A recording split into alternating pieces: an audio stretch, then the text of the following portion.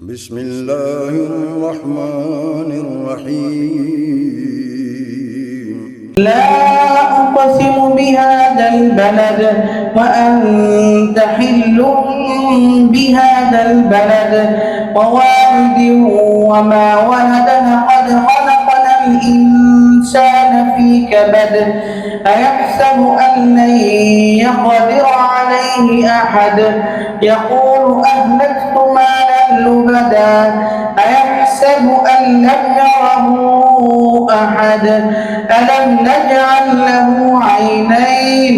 ولسانا وشفتين وهديناه النجدين فلقتحم العقبة وما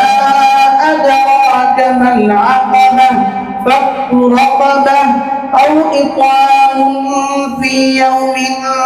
ذي مسغبة يتيما ذا مقربة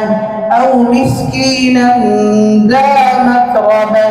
ثم كان من الذين آمنوا وتواصوا بالصبر وتواصوا بالمرحمة أولئك أصحاب الميمنة